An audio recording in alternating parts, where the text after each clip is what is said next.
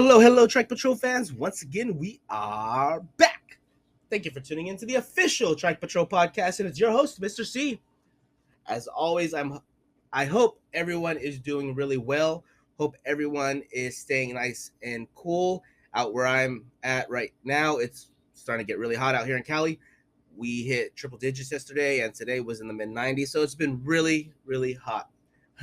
So again, I hope everyone is getting their summer plans scheduled. Hopefully, some of y'all have been able to make it out to wherever you want to go this summer, and finally starting to enjoy the vacations since things are looking a little better with the whole pandemic thing, whatever you want to call it.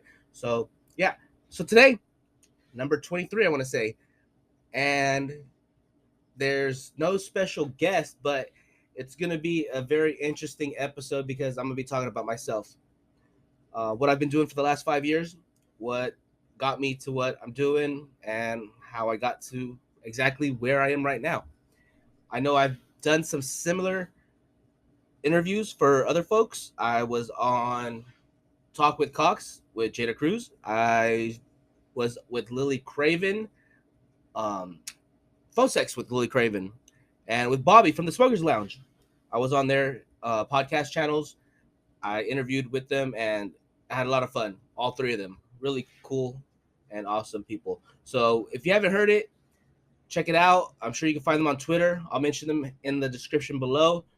Really cool people, so give them a little support. Tell them Trike Patrol sent you. And so if you haven't checked it out, I'll be doing this pretty much the same exact thing here today on our podcast. So let's get this party started. So what's one of the main questions I ask folks when they come on here? It's always going to be, most likely, introduce yourself or how did you get into this? So let's start from there. So about 6 years ago, I had just got back from another trip from the Philippines, and when I go out there, I party hard. I had a bunch of chicks I met that were willing to get on in front of the camera. It was more for a campsite. I was looking to start up a camp studio, and unfortunately never got it going because I just didn't see anything positive to come out of it. It was going to be a lot of work. I really didn't know what it was going to make, but in the process, I was reaching out to a lot of folks, and I really didn't know what the hell I was doing. But I contacted a pay site, TrikePatrol.com, and I got a reply. Pretty much, I was trying to see if I could get any kind of help. I mean, why not? Why not give it a try? In life, you could step into the batter's box. You could swing once, you could swing twice and miss. You ain't out. It takes 3 strikes, baby. So, like I said, I tried everyone. Trike Patrol replied right away the same day and said, hey, if you got these girls, why not film for us? So I'm like, huh. And let me remind you, I had no experience. I really didn't know what I was getting myself into, but I knew I had the contacts. It's a little different in my case because I could say, even till this day, I haven't been back in 5-6 years, but I got folks out in the PI that will throw down for me, meaning that, they'll support me. That's the word I'm looking for. So, I was able to figure out what's the formula to creating a Trike Patrol episode. I found a dude. I had a homie that that shot, a cameraman. So he was doing like weddings and all that, birthdays, and so he agreed to help me out. And I had a chick already lined up right away, so we gave it a try. Now, let's just say you shouldn't see it online, but it's been online. I'll tell you that. That's a whole different story. But it was never sold. It just wasn't what Trike Patrol puts out, and it was a complete kind of a headache because the biggest struggle was when it comes to the shoot, it just sucked. It kind of sucked. I'll tell you that. But getting it to me took like 2 months. Why?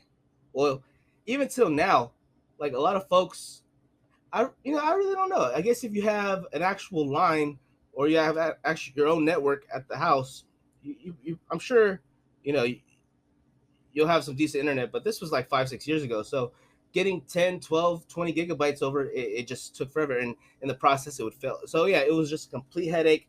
And it took, again, 2 months. I had to actually pay someone to go get this USB stick and get it from my cameraman. It was, yeah, it was stressful. I'll tell you that. So finally got it. I saw it. It just wasn't it. The shooter, he sucked. Terrible guy. I'll tell you that. Just very bad personality. So that didn't work out. Gave it another try. So it's pretty much like I'm in the batter's box and I just missed that curveball. And so second shoot, a lot better, a lot smoother, better pickup. Pretty cool guy. I liked him. He was a good guy, but he just wasn't for what we were trying to do. So didn't work out. Again, I'm like, okay, but I'm getting better. This is getting better. So I still didn't give up. I mean, I was eager, and I really wanted to do this because I saw it as a business opportunity. At the same time, it was something I found cool. Something I thought to myself, man, I could do this, And one day, maybe it might turn into something, and it sure has. It sure has turned into something because I'm pretty much doing this full time. Yes, I am. So again, that didn't work out. It was just a waste of a scene, but I found a new guy. I changed how I recruited or how my handlers recruited, and they brought a very cute model. Actually, hot in it, if anything. She was really hot. Alex. If you have the time, check it out. TrikePatrol.com. Alex. Um, I can't think of the description or the title, but this is from like 5-6 years ago. Check it, and you'll know what I'm talking about. Just a beautiful Filipina. I think she was like 26, 27.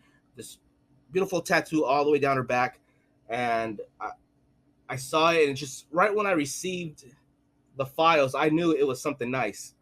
I knew it was something that was going to get approved by Trike Patrol, and it was going to get on the site. And you know, what I remember when I sent it in, and I got that email, or it was a Skype message, and they're like, "Yeah, this is now we're talking." That's what my boss said, and I'm like, yeah. I remember the day. I remember I was sitting in the car. I was on lunch, and I opened up my phone, and the boss was like, "Yeah, this is exactly what we're looking for. Let's get you paid out." And that was just one heck of a day. Won't forget it. So from there, I put together another one. Maybelline. Again, check her out. Mabelline. Keep looking. You'll find what I'm talking about, and you'll find what you're looking for. Another beautiful 19-year-old Filipina chick. She did real well. A little bit on the shy side, but I want to say a decent percentage of these chicks will be shy. They won't be. They're not porn stars. We all know that. But a small percentage will be the shy, but still you can tell they're horny and they're loving it. You know, it's hard to bring a non-porn star chick, and especially a Filipina, onto set and put her in front of a camera and expect her to be Holly Berry or something, or whatever porn star you wanna who you wanna mention.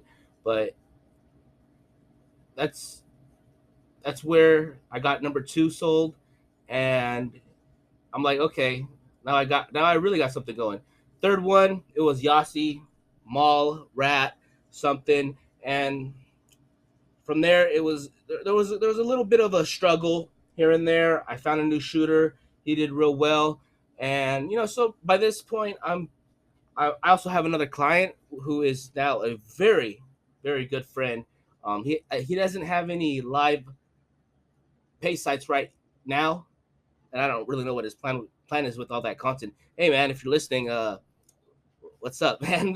I know you got so much freaking content. Can you freaking put it out there for everyone to enjoy already? It's been like 5 years, man. Where's the content? I'm messing with you, but so yeah. At this point, maybe once a month, twice a month, not even twice a month, probably a month, or there'd be times where it'll be like 2 months. And it took a lot of planning for, even just if it was every 2 months, I would constantly, keep in touch with people and just kind of prepare myself. I was still working a full time job, so again, this was always like a hobby. And like I mentioned, my buddy, who was buying shoots or content, was keeping me busy, so I was able to get those off. And so I still felt like I was still active at the same time. I'm keeping people busy, like handlers and models and whatnot. So I remember at this point, I'm just keeping a decent flow. I even went out to LA a couple times, met a lot of cool folks. Connor Cox, you may know him, I'm sure you do. I was able to meet Ember Snow, Katana, um, Venus Sky, Jenna Fox, so many cool people, and everyone was always just wonderful on set. It's always been a lot of fun. So I remember the pandemic hit, and it's like, what the heck?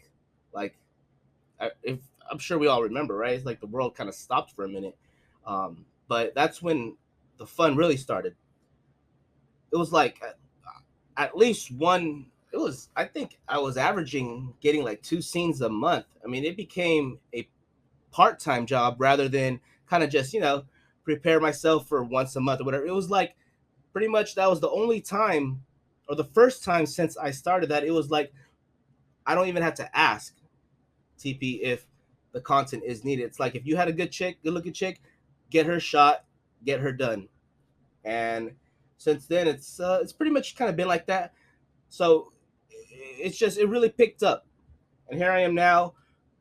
We got the podcast going, we got a merch store, we got the YouTube channel, with all the pickups from day one. So it's like a lot of fun. Back to the pandemic, that's when it really started, and shooting like crazy. I mean, what was that, 2 years ago? Yeah, like 2 years and 3 months ago. So since then, I think I might have, put together another 30, 40, 50 scenes. I don't know. But it's all been exclusively for Trike Patrol. I don't think I've sold to anyone else for the last. Well, I sold one. Long story. It wasn't a girl, or let's just say it. Let's just forget what I just said in these last 10 seconds. But it's all been for TP.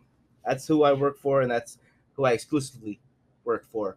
Um, so a lot of shooting, and I want to talk a little bit about how shooting in the PI was during the peak of the pandemic.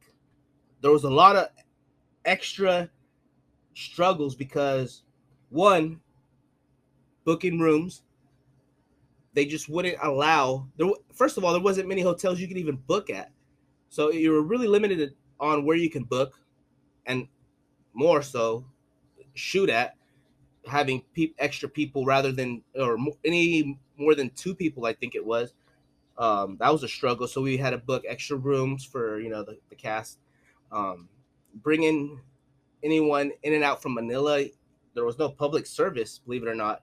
So you had to, like, if you didn't have a public, or I'm sorry, if you didn't have a private vehicle, if you didn't own a vehicle, you had to rent one of them vans or have a private driver that had a car, whatever. So there was that.